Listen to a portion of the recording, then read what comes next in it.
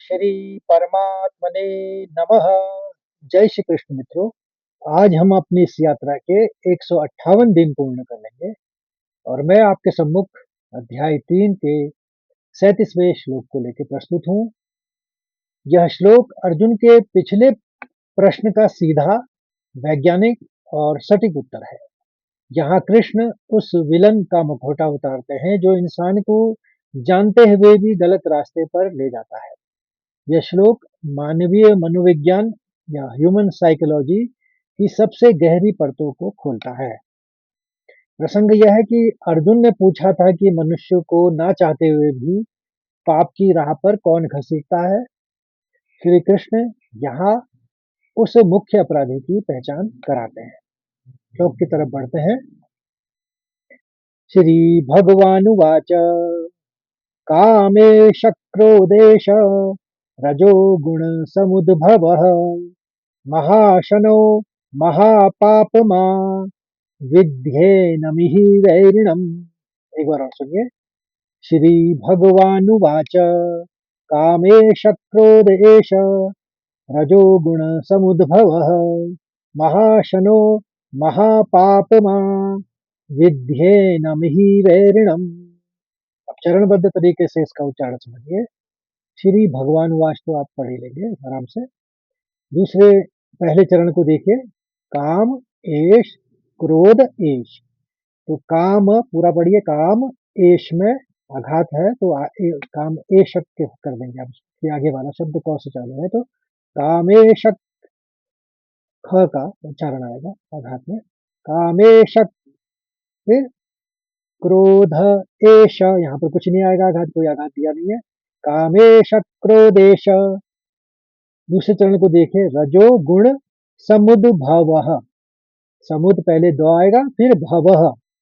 रजो गुण समुद्भवः। मैंने बताया था जो अक्षर नीचे लिखा रहता है वो पूर्ण अक्षर होता है, उसको बाद में उच्चारण होगा। तो समुद पहले पहले दो का उच्चारण होगा फिर भव का उच्चारण होगा। तो रजो गुण समुद्भवः महाशनो महापापमा। महाशनो महापापमा। और चौथे चरण को देखिए। विद्येन। विद्येन द के संग यो भी है और द भी है तो विद्य पहले वो द का उच्चारण आएगा फिर ध्येन। विद्येन फिर मिहि। विद्येन पहले दो का उच्चारण फिर ध का और के संग यो का फिर मिहि। विद्येन मिहि वैरिणम। विद्येन मिहि वैरिणम। वै कहेंगे और ऋणम। विद्येन मिहि वैरिणम। अब एक बार और इसको गौर से सुनिए। श्री भगवानुवाच कामेश क्रोध एष रजो गुण समुद्भवः महाशनो महापापमा विद्येनमहि वैरिणम्। अब इसके शब्दार्थ और भावार्थ को समझते हैं। कामः, काम यानी सांसारिक इच्छाएं वासना। एषः यह। क्रोधः क्रोध। एषः फिर यह। रजो गुण समुद्भवः रजोगुण से उत्पन्न होने वाला। महाशनो का मतलब यहाँ पर महाशन महाअशन। इसका मतलब ये हुआ कि जिसकी भूख कभी शांत ना हो या जो तृप्त ना हो। महापापमा महान पापी, बड़े बड़े अपराध करने वाला। विद्धि ही जानो। एनम यह इस संसार में। वैरिणम शत्रु या असली दुश्मन। तो हिंदी में इसका सरल अर्थ यह है कि श्री भगवान ने कहा, हे अर्जुन, रजोगुण से उत्पन्न होने वाला यह काम यानी तीव्र इच्छा या वासना ही और यही क्रोध है।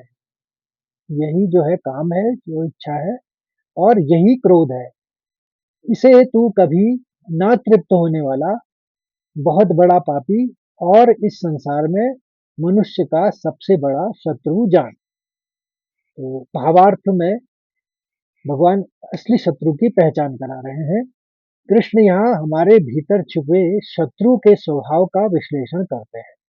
काम एश क्रोधेश, इच्छा और गुस्सा एक ही है। कृष्ण कहते हैं कि तुम्हारी हर अधूरी या अत्यधिक इच्छा ही काम है। जब इस इच्छा के पूरे होने में कोई रुकावट आती है, तो वही इच्छा तुरंत क्रोध का रूप ले लेती है। यानी काम और क्रोध अलग नहीं है, एक ही सिक्के के दो पहलू हैं। रजोगुण समुद्भवः ऊर्जा का असंतुलन। यह शत्रु हमारे भीतर रजोगुण या हाइपर एक्टिविटी, चंचलता या अति महत्वाकांक्षा से पैदा होता है। जब रजोगुण अनियंत्रित हो जाता है, तो इच्छाएं अंतहीन हो जाती हैं। महाशनो, कभी न मिटने वाली भूख। महाशन का अर्थ है बहुत बड़े पेट वाला, जिसे कितना भी खिलाओ वह खाली ही रहता है। इच्छाओं का भी यही नियम है, वे भोगने से शांत नहीं होती, बल्कि आग में घी की तरह और भड़कती हैं। आज एक गाड़ी की इच्छा पूरी होगी, कल दो गाड़ी की जाग जाएगी। विध्येनमिहि वैरिणम, इसे ही दुश्मन मानो। कृष्ण स्पष्ट कर देते हैं कि तुम्हारा असली दुश्मन बाहर समाज में या कुरुक्षेत्र के मैदान में नहीं है। तुम्हारा सबसे बड़ा शत्रु तुम्हारे अपने भीतर बैठी यह अनियंत्रित इच्छा है, जो तुम्हें सही गलत का भेद भुलाकर गलत काम करने पर मजबूर कर देती है। तो आशा करता हूँ मित्रों, आपको यह श्लोक अब अच्छी तरह से समझ में आ गया होगा। तो अच्छा लगे तो लाइक करिए, शेयर करिए, कमेंट भी करिए और अपने अन्य साथी को इस मार्ग से जोड़िए ताकि वो भी लाभान्वित हो सके। कल फिर मिलते हैं एक नए श्लोक के साथ, यानी 38वें श्लोक के साथ। तब तक के लिए जय श्री कृष्ण, राधे राधे।